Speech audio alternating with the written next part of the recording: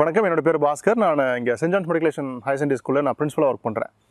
எங்கள் ஸ்கூலில் நாங்கள் என்ன பண்ணிட்டு இருக்கோம் அப்படின்னா, குழந்தைங்களுக்கு வந்து விவசாயம் சம்மந்தமான விஷயங்களை நாங்கள் சின்ன கிளாஸ்லேருந்தே கற்றுக் கொடுத்துட்ருக்கோம். நாங்கள் என்ன பண்ண ஆரம்பித்தோம் அப்படின்னா, நம்மளோட நாட்டு விதைகளை சும்மா பேச்சு வழக்கில் கேட்கும்போது இந்த கும்பசோரை, இந்த கத்தரி, இதெல்லாம் நம்ம ஊரோட காய்கறிகளோட விதைகளை சேகரிக்கணும், நாட்டு விதைகளை சேகரிக்கணும், அதெல்லாம் கிடைச்சா பயிர் பண்ணணும்னு சொல்லி பேசும்போது, அதெல்லாம் வாங்கிக்கலாம். எங்கள் தாளாளர் கேட்கும்போது நான் சொல்லும்போது, அதெல்லாம் ஈஸியாக வாங்கிக்கலாம் சார், ஒன்றும் பிரச்சனை இல்லை அப்படின்னு சொல்லி சொல்கிறேன். திரும்ப அந்த விதைகளை போய் ஊரில் கேட்கும்போது, அந்த சொரக்காய் இல்லைப்பா, இந்த கத்திரிக்காய் இல்லைப்பான்னு தான் சொல்கிறாங்க. அதுக்கப்புறம் ஒரு முயற்சிக்கு அப்புறம் நாங்கள் என்ன பண்ண ஆரம்பிச்சோன்னா, விதைகளை சேகரிக்க ஆரம்பித்தோம். சேகரிக்க ஆரம்பிச்சதுக்கப்புறம் பார்த்தீங்கன்னா, குழந்தைங்களுக்கு இது ஏன் கொண்டு போய் சேர்க்கணும்னு நினச்சோம் அப்படின்னா, ஒரு தக்காளி எங்கேருந்து வருதுன்னு கேட்டால் கடையிலேருந்து வருதுங்கிறான். ஒரு காய்கறி எதை நீங்கள் சொன்னீங்களா, வெண்டைக்காவாகட்டும், எல்லாமே எங்கே கிடைக்கும்னு கேட்டால் கடையில் கிடைக்கும் அப்படின்றாங்க. ஸோ குழந்தைங்களுக்கு காய்கறிகள்லாம் என்னென்னு முதல்ல தெரியணும், அதோட செடிகள் எப்படி இருக்குன்னு தெரியணும், அதோட அந்த நறுமணம் எப்படி இருக்குன்றது குழந்தைங்களுக்கு தெரியணும் அப்படின்னு நாங்கள் ஆசைப்பட்டோம். ஸோ அப்போ என்ன பண்ண ஆரம்பிச்சோன்னா, எங்கள் ஸ்கூலில் ஃபஸ்ட்டு ஒரு மாடி தோட்டம் ஒன்று ரெடி பண்ணி, அதில் வந்து தக்காளி, கத்திரிக்காய், பச்சை மிளகாய், இந்த மாதிரியான செடிகள்லாம் இது பண்ண ஆரம்பித்தோம். ஸோ அப்போ குழந்தைங்களை கூட்டிகிட்டு போய் காமிக்கும்போது குழந்தைங்க ஒரு ரொம்ப அதிகமான ஆர்வத்தோடு அதை பார்க்க ஆரம்பித்தாங்க. ஸோ இப்படி தான் இருக்கும், தக்காளி செடியோட அந்த இலையோட வாசம் இப்படி தான் இருக்கும். அதே மாதிரி இங்கே மஞ்சள்லாம் போட்டிருந்தோம். ஸோ மஞ்சளோட இலையோட வாசமே இப்படி தான் இருக்கும் அப்படிங்கிறது எல்லாத்தையுமே குழந்தைங்க ரொம்ப ஆர்வமாக கற்றுக்க ஆரம்பித்தாங்க. ஸோ அப்போ இதை வந்து நம்ம குழந்தைங்கள்ட்ட கட்டாயமாக கொண்டு போய் சேர்க்கணும் அப்படின்ற முடிவு பண்ணி நம்ம என்ன பண்ணோம் அப்படின்னா, குழந்தையோட பிறந்தநாளுக்கு எல்லாருக்குமே ஒரு க்ரோ பேக் கொடுக்க ஆரம்பித்தோம். இந்த க்ரோ பேக்னா ஒன்றும் இல்லை, முள்ளங்கி, பாலாக்கீரை இந்த மாதிரி போட்டு நாங்களே ஒரு 15 to 20 நாள் இங்கே வளர்த்திடுவோம். அதுக்கப்புறம் அவங்களோட பிறந்தநாள் வரும்போது அதை அவங்க கிட்ட கொடுக்கும்போது அவங்க வீட்டுக்கு கொண்டு போய் தண்ணியெல்லாம் ஊற்றி வச்சு பாதுகாப்பாங்க. அப்படி பார்க்கும்போது பார்த்தீங்கன்னா, கிட்டத்தட்ட அவங்க வச்சு ஒரு 15-20 நாள் அவங்களுக்கு வந்து அவங்க வச்சிருந்த அந்த க்ரோ பேக்லேருந்து ஒரு முள்ளங்கி, ஒரு கீரை அவங்க வீட்டில் அவங்க அம்மா செய்கிற சமையலுக்கு கிடைக்கும்போது அவ்வளோ சந்தோஷப்படுறாங்க. அப்போ என்ன பண்ணுறாங்கன்னா, இன்னும் திரும்ப விதைகள் வேணும்னு கேட்குறாங்க. ஸோ அந்த விதைகள் நாங்கள் கொடுத்து இங்கே சப்போர்ட் பண்ணுறோம். அவங்க திரும்ப அவங்க சின்ன அளவில் அவங்க வீடுகளில் அவங்க கீரைகள், கொத்தமல்லி கீரை, வெந்தயக்கீரை இந்த மாதிரி போட்டு அவங்களும் சின்ன லெவலில் அவங்க வீட்டுக்கு தேவையான ஒரு நாள் சமையலுக்கு தேவையான விஷயங்களை அவங்களே தயார் பண்ணிக்கிறாங்க. ஸோ அதை நாங்கள் என்ன பண்ண ஆரம்பிச்சோன்னா, இங்கே உள்ளேயே classes first standard, second standard, third ஸ்டாண்டர்ட்லாம் பார்த்தீங்கன்னா ஒரு இண்டிவிஜுவல் க்ரோ பேக்ஸ் கொடுத்தோம். அதில் அவங்களோட நேம் இருக்கும். நாங்கள் அதில் பார்த்தீங்கன்னா வெண்டை, பச்சை மிளகாய், கத்தரி, தக்காளி, கீரை வகைகள் இது மாதிரி எல்லாத்தையுமே பயிர் பண்ணி என்ன பண்ணினா செடிகளை வச்சு கொடுத்தோம். ஸோ இதில் என்ன பண்ணுவாங்கன்னா, வாரத்தில் ஒரு நாள் இல்லை 2 நாள் மதிய நேரங்களில் குழந்தைங்க ரொம்ப சோர்வாக ஃபீல் பண்ணுற நேரத்தில் என்ன பண்ணுவாங்கன்னா, டீச்சர்ஸ் இங்கே கீழே கூட்டிகிட்டு வருவாங்க. கூட்டு வந்து செடிகளுக்கு தண்ணி விடுறது, இந்த மாதிரியான விஷயங்களை பார்த்துக்கிட்டாங்க. அதிலிருந்து வரக்கூடிய விளைச்சல் பார்த்தீங்கன்னா, அவங்க யாரோட க்ரோ பேக்கில் என்ன விளைஞ்சிருக்கோ அதை அவங்க வீட்டுக்கு எடுத்துகிட்டு போகலாம். ஸோ அந்த மாதிரியான ஒரு விஷயத்தை பண்ணோம். அப்படி பண்ணும்போது என்ன பண்ணாங்கன்னா, அவங்களுக்குள்ளேயே அவங்க அதை பண்டமாட்டம் செஞ்சுக்கிட்டாங்க. இப்போ இவங்ககிட்ட இருந்த தக்காளி அவங்ககிட்ட கொடுத்துட்டு மிளகாயை வாங்கிக்கிறது, இல்லை இவங்ககிட்ட இருக்கிற வெண்டைக்காயை கொடுத்துட்டு அவங்க கத்திரிக்காய் வாங்கிக்கிறது, இந்த மாதிரியான விஷயங்களையும் அவங்க கற்றுக்கிட்டாங்க.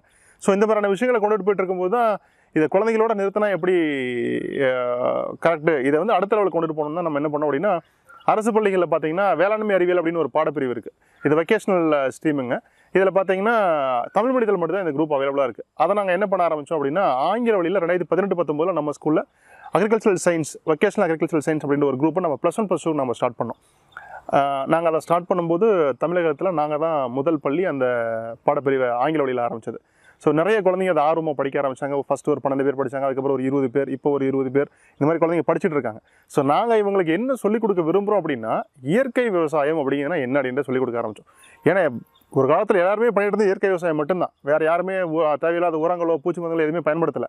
ஸோ இன்றைக்கி நாங்கள் திரும்ப அதை என்ன பண்ண ஆரம்பிச்சோன்னா, இப்போ பஞ்சகாவியமோ இல்லை தசகாவியமோ இல்லை அக்னியஸ்திராவோ இல்லை நீர்மோர் கரைசலோ இந்த மாதிரியான விஷயங்கள் எல்லாத்தையுமே பயன்படுத்தி எப்படி விவசாயம் பண்ணுறது அப்படிங்கிறது எங்கள் குழந்தைங்களுக்கு நாங்கள் சொல்லிக் கொடுக்க ஆரம்பித்தோம். விதைகள் எடுக்கிறது எப்படி, ஒரு காய் எந்த நிலையில் இருந்துச்சுன்னா அது விதை எடுக்கிறதுக்கு தகுதியான முறையில் இருக்குது, எது வந்து ஒரு தகுதியான விதை, எப்படி விதைகள் பிரித்து எடுக்கிறதுன்ற இது எல்லா விஷயங்களும் அவங்களுக்கு சொல்லிக் கொடுக்குறோம். அதே மாதிரி இந்த விவசாயம் வேளாண் அறிவியல் படிக்கக்கூடிய குழந்தைங்க பார்த்தீங்கன்னா, அவங்களுக்கு இந்த மண்புழு உரம் எப்படி தயாரிக்கிறது, காளான் எப்படி தயாரிக்கிறது, காளான் எப்படி நம்மளே உற்பத்தி பண்ண முடியும், சிப்பி காளான்னு சொல்கிறோம் இல்லைங்களா, ஆயிஸ்டர் மஷ்ரூம் சொல்கிறோம், அதெல்லாம் எப்படி நம்மளே உற்பத்தி பண்ணுறது அப்படிங்கிற முறைகள் எல்லாமே சொல்லிக் கொடுக்குறோம். இங்கே நம்ம ஸ்கூல்லேயே பார்த்தீங்கன்னா இப்போ மண்புழு உரம் தயாரிக்கிறோம், காளான் போட்டிருக்கிறோம். இங்கே இருக்கிற விடுதி மாணவர்களுக்கு நம்ம இங்கே விளையிற காய்கறிகளை பயன்படுத்துகிறோம், இதே மாதிரி காளான் நம்ம அவங்களுக்கு பயன்படுத்துகிறோம். இந்த மாதிரி சின்ன விஷயங்கள் எல்லாத்தையுமே நாங்கள் எங்கள் குழந்தைங்களுக்கு சொல்லிக் கொடுத்துருக்கோம். எங்கள் குழந்தைங்க பார்த்தீங்கன்னா நெல் அறுவடை பண்ணியிருந்தாங்க. 2019 செப்டம்பரில் நடவு செஞ்சாங்க, 20 அறுவடை பண்ணாங்க.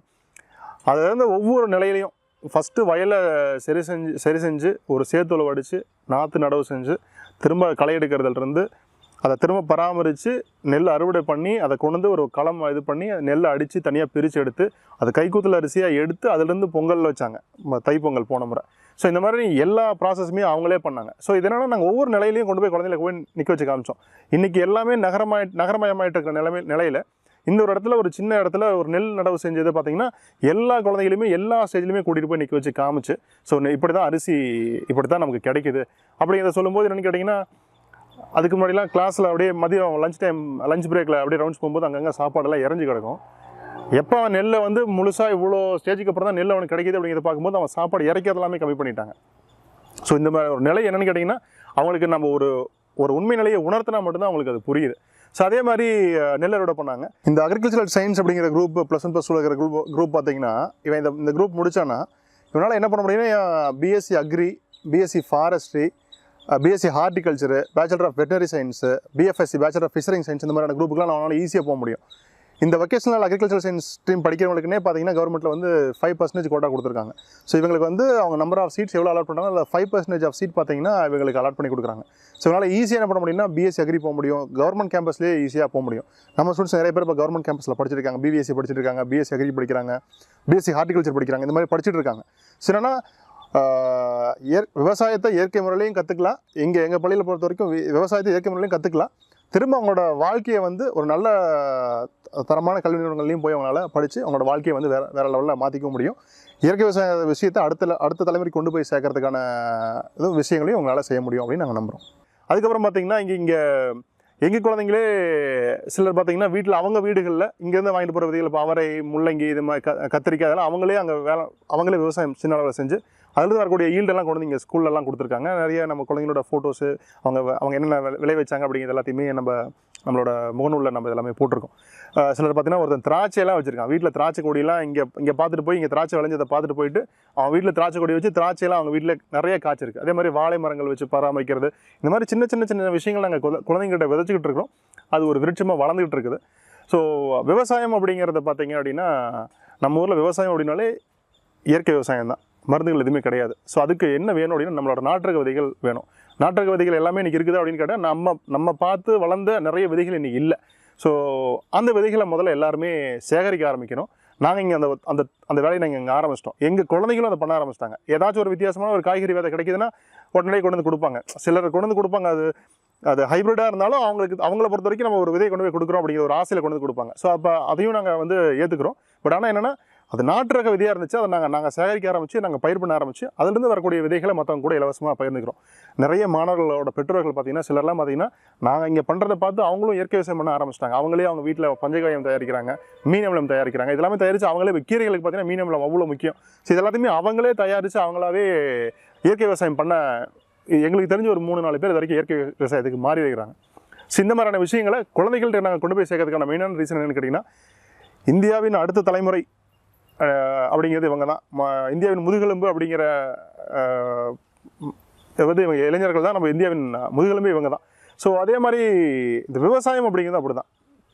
இந்த கிராமங்களில் மட்டும்தான் விவசாயம் இருந்துச்சு. எல்லாமே ஒரு காலத்தில் கிராமமாக இருந்தது தான். இன்றைக்கி நகரமயமாக மாறி இருக்குது. ஸோ நகரமயமானதுக்கு மாறினதை ஏற்ற மாதிரி நம்ம என்ன பண்ண ஆரம்பிச்சோம் அப்படின்னா அன்றைக்கி ஒரு 100 பேர் இருக்காங்கன்னா அதில் 10 பேர் விவசாயம் பண்ணுவாங்க. 10 பேர் பண்ணுற விவசாயம் அப்படிங்கிறது 100 பேருக்கு சாதாரணமாக பத்தும். இன்றைக்கி ஆனால் வெறும் ஒருத்தர் மட்டும் விவசாயம் பண்ணுறாரு, ஒரு 1000 பேர் இருக்கிறாங்க. அப்படிங்கும்போது அதிகப்படியான ப்ரொடக்ஷனுக்கு தேவைப்படுறதுக்காக என்ன பண்ணுறாங்கன்னா இந்த மரபணு மாற்றம் செய்யப்பட்ட விதைகளை பயன்படுத்தி நிறைய காய்கறிகள் விளைவிக்கிறாங்க. ஸோ அதை எல்லாம் கம்மி பண்ணிவிட்டு அவங்கவுங்க வீடுகளில் அவங்களால முடிஞ்ச வரைக்கும் ஒரு 4 க்ரோ பேக் வச்சோ இல்லை அவங்க வீடுகளுக்கு முன்னாடி சின்ன இடம் இருந்துச்சுன்னா அங்கே ஒரு காய்கறிகள் பயிர் பண்ணியும் தங்களோட வீடுகளுக்கு தேவையான காய்கறிகளை தாங்களே உற்பத்தி செய்ய ஆரம்பித்தா இந்த மாதிரியான மருந்திலிருந்து இந்த மாதிரி ஹைப்ரிட் சீட்ஸ்லேருந்து காய்கறிகளிலிருந்து நம்மளை பாதுகாத்துக்க முடியும். இன்றைக்கி நம்ம செய்கிற ஒரு சின்ன செலவு அப்படிங்கிறது நாளைக்கு நம்ம செய்ய போகிற ஒரு மிகப்பெரிய மருத்துவ செலவுகளை வந்து தவிர்க்கக்கூடியதாகவும் இருக்கலாம். ஸோ நம்ம குழந்தைங்களுக்கு நம்ம ஆரோக்கியமான உணவுகளை நம்ம தான் கொடுக்க முடியும். எங்கள் குழந்தைங்களுக்கு பார்த்திங்கன்னா வாரத்தில் ஒரு நாள் கட்டாயமாக சிறுதானிய உணவு கொண்டு வரணும் பள்ளி குழந்தைகள். அதே மாதிரி இவங்களோட பிறந்தநாள்களுக்கு பார்த்திங்கன்னா கேக்கு, சாக்லேட்ஸ் இந்த மாதிரி நம்ம எதுவும் இங்கே அவங்கள கொண்டு வர அனுமதிக்கிறதில்ல. அவங்கள வந்து கடலை மிட்டாய் கொண்டு வரலாம். கடலை மிட்டாய் ஒரு ஆரோக்கியமான ஒரு விஷயம். ஸோ அதை நம்ம இங்கே குழந்தைகளை இங்கே கொண்டு வர சொல்கிறோம். இதில் பெற்றோர்களும் அவ்வளோ சப்போர்ட்டிவாக இருக்கிறாங்க. அவ்வளோ விஷயங்கள் எங்களுக்கு பண்ணுறாங்க. சில சமயம் அவங்களே சில விதைகள் கொண்டு வந்து கொடுக்குறாங்க. சில காய்கறிகள், சில வாழைக்காய் ரகங்கள்லாம் பார்த்திங்கன்னா பேரண்ட்ஸ் கொண்டு வந்து கொடுத்து தான் நம்ம இப்போ மொந்தன் வாழை இப்போ வாழைக்காய் போடுறாங்க, வாழைக்காய் பஜ்ஜி போடுறாங்க இல்லைங்களா. அந்த வாழைப்பழம் வந்து அவ்வளோ நல்லது. ஒரு காலத்தில் அம்மை நோய் போட்டுச்சுன்னா உடனே வீட்டுக்கு வரவங்க பார்த்தீங்கன்னா பனங்கற்கண்டு அந்த மொந்த வாழைப்பழம் வந்து வாங்கிட்டு வருவாங்க. இன்றைக்கி அந்த மொந்த வாழைப்பழன்ற ஒரு பழத்தை பார்க்குறது ரொம்ப அரிதாக இருக்குது. இன்றைக்கி பார்த்திங்கன்னா இப்போ அதெல்லாம் நம்ம ஸ்கூலில் இருக்குது.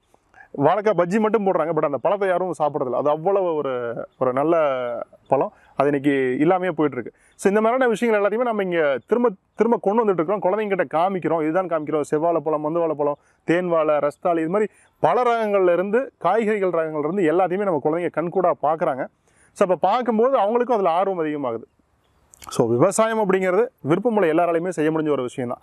ஸோ நான் இளைய தலைமுறைகிட்ட கொண்டு போய் இதை சேர்க்கறதுக்கான முக்கிய காரணம் இவங்க தான், இந்தியாவின் எதிர்காலம் இவங்க தான். ஸோ அப்போ இவங்க இந்த விஷயத்தை கரெக்டாக எடுத்துகிட்டு போனாங்கன்னா நம்மளால் என்ன பண்ண முடியும் அப்படின்னா, இந்த மருந்தில்லாத, இந்த நஞ்சில்லா உணவு அப்படிங்கிற ஒரு விஷயத்தை கொண்டு வர முடியும். அதே மாதிரி விதைகளை நம்ம இவங்ககிட்ட இதுதான் இதோட விதை அப்படின்னு ஒவ்வொரு விதைகளையும் இவங்ககிட்ட நம்ம வேறுபடுத்தி காமிக்கும் போது என்னென்னா, அடுத்த தலைமுறையினர் என்ன பண்ண ஆரம்பிக்கணும்னா, இந்த விதைகளை சேகரிக்க ஆரம்பிக்கிறாங்க. ஸோ நாங்கள் பண்ண ஒரு விஷயத்தை இன்னும் மற்றவங்களும் இதை பண்ண ஆரம்பிக்கணும். இது இன்னும் பெரிய லெவலில் ஒரு பெரிய விருட்சமாக வளர்ந்து எல்லாருமே விதைகளை சேகரிக்க ஆரம்பிக்கணும்.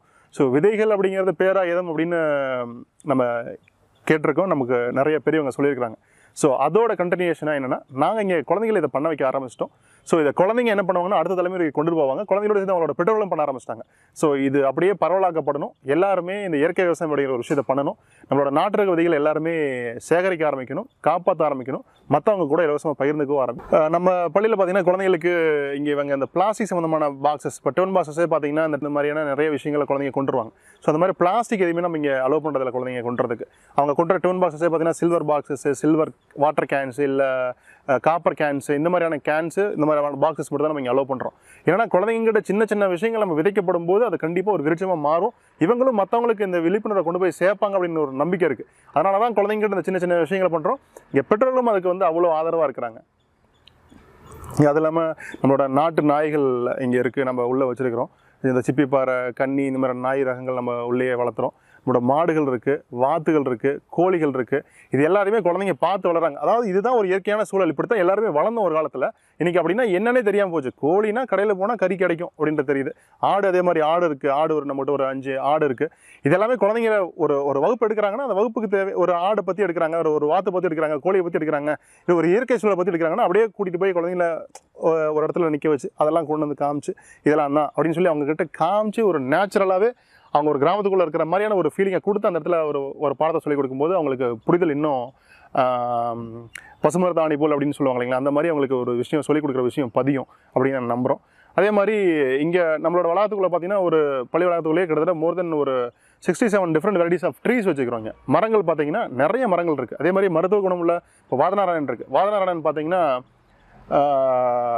ரசம் வச்சு குடிப்பாங்க, அந்த இலையை வச்சு சட்னி அரைச்சி சாப்பிடுவாங்க. அது அவ்வளோ நல்லது. வாதநாராயணன் இருக்குது, பூவரசு இருக்குது. சின்ன வயசுலாம் கீழே விழுந்துட்டாங்கன்னா உடனே அந்த தாத்தா தலையை கிள்ளி அரைச்சி அந்த சாறு விடுவாங்க புண்ணுக்கு. அப்படிலாம் என்ன பண்ணுவாங்கன்னா, அந்த பூவரசு பூவை நம்ம பம்பர் விடுவோம், பம்பரக்காயின்னு சொல்லுவாங்க, அதை உரசி அதை புண்ணுக்கு வைப்பாங்க. ஸோ இதுவுமே ஒரு மருத்துவ குணம் உள்ள ஒரு மரம் தான். ஸோ இதெல்லாமே என்னென்னு கேட்டிங்கன்னா, இந்த வாதநாராயணனோ பூவரசோ பார்த்தீங்கன்னா சொல்லுவாங்க இல்லைங்களா, மரத்தை விதையாக போட்டு சின்ன குச்சியாக வச்சு அப்படி சின்ன செடியாக வச்சு பல வருஷம் வளர்க்கணும். பட் இந்த மரங்கள் நான் இப்போ சொன்ன பூவரசோ இல்லை வாதநாராயணனோ நொச்சியோ புங்கனோ கூட நீங்கள் வெட்டி ஒரு பெரிய ஒரு பெரிய கிளை, ஒரு 12 அடி உயரம் இல்லை 15 அடி உயரத்துக்கு ஒரு கிளையை வெட்டி வச்சுட்டிங்கன்னா போதும், எங்கே கூட வச்சிங்கன்னா அது முளைச்சிக்கும். ஸோ நம்மளால் ஈஸியாக ஒரு 15 அடி உயரம் ஒரு மரத்தை நம்மளால் உருவாக்க முடியும். இதெல்லாமே நம்மளோட நாட்டு ரக மரங்கள் தான். ஸோ இந்த மாதிரி ஒரு 67 டிஃப்ரெண்ட் வெரைட்டிஸ் ஆஃப் ட்ரீஸ் நம்ம உள்ளே வச்சுக்கிறோம். குழந்தைங்களுக்கு இது எல்லாத்தையுமே காமிக்கிறோம். நிறைய மரங்கள் உள்ள, ஈவன் பனைமரம் வச்சுக்கிறோம் உள்ள. பனைமரத்தை நிறைய பேர் பார்த்ததும் கூட கிடையாது. இப்போ இந்த ஏரியாவில் பனைமரமே பார்க்க முடியதில்லை, எங்கேயாச்சும் ரொம்ப ரேராக இருக்குது. ஸோ இங்கே நம்ம ஸ்கூல் கேம்பஸ்குள்ளேயே பனைமரமும் வச்சுக்கிறோம். வெளாம்பழம்னு சொல்லுவாங்க, இப்போ உட் ஆப்பிள்னு சொல்லுவாங்க. இப்போ யானைக்கு ரொம்ப பிடிச்ச உணவு பார்த்தீங்கன்னா அந்த வெளாம்பழம்னு சொல்லுவாங்க. அது அவ்வளோ ஒரு ரிச் நியூட்ரிஷஸான ஒரு ஃப்ரூட்டு. அது இருக்குது. கோணப்புளியாங்கன்னு சொல்லுவாங்க, நம்ம சில சீனி புளியாங்கன்னு சொல்லுவாங்க. நெல்லிக்காய் இருக்குது, கொய்யாக்காய் இருக்குது. இது மாதிரி எல்லா மரங்களுமே உள்ளே வச்சுக்கிறோம். ஸோ குழந்தைங்க இது எல்லாத்தையுமே தான் பார்த்து வளரணும். ஒரு குழந்தை வளருது அப்படின்னா இயற்கையோடு குழந்தைங்க வளரணும், சேர்ந்து வளரணும் அப்படிங்கிறத நாங்கள் விருப்பப்படுறோம். ஸோ குழந்தைங்களுக்கு அந்த மாதிரி இயற்கையோடு சேர்ந்து ஒரு கல்வி நாங்கள் இங்கே கொடுத்துட்ருக்கோம். அதே மாதிரி விவசாயம் அப்படிங்கிறது இது எல்லாரோட ரத்தத்துலேயுமே ஊறி போன ஒரு விஷயம். இன்றைக்கி சொல்லிக்கலாம், நான் இன்றைக்கி ஐடி கம்பெனியில் எங்கே வேணால் அவங்க ஒர்க் பண்ணலாம், என்ன மாதிரியான விஷயங்களாக வேணால் இருக்கலாம். பட் ஆனால் அவங்களோட பூர்வீகம்னு எடுத்து பார்த்தீங்கன்னா அவங்க குடும்பத்தில் எல்லாருமே ஒரு காலத்தில் விவசாயம் அப்படிங்கிற விஷயத்தை கடந்து தான் வந்திருப்பாங்க. ஸோ இன்றைக்கி எல்லாரோட ரத்தத்துலையுமே அந்த விவசாயம் அப்படிங்கிற ஒரு விஷயம் ஊறி போனதாக தான் இருக்குது. ஸோ யார் நினச்சாலும் அந்த விஷயத்தை பண்ண முடியும். ஸோ விருப்பமுள்ள எல்லாராலையுமே விவசாயம் அதை பண்ண முடியும். நாங்கள் இங்கே பண்ண ஆரம்பிச்சிட்டோம், எங்கள் குழந்தைகள்கிட்ட விதைக்க ஆரம்பிச்சிட்டோம். இது கண்டிப்பாக ஒரு விருட்சமாக வளரணும்னு நான் நம்புகிறோம். இது எல்லார்கிட்டையும் நாங்களும் கொண்டு போய் சேர்க்கணும்னு நாங்கள் முயற்சி பண்ணிட்டு இருக்கோம். அந்த முயற்சி கண்டிப்பாக வெற்றியடையும் நாங்கள் நம்புகிறோம். நன்றி.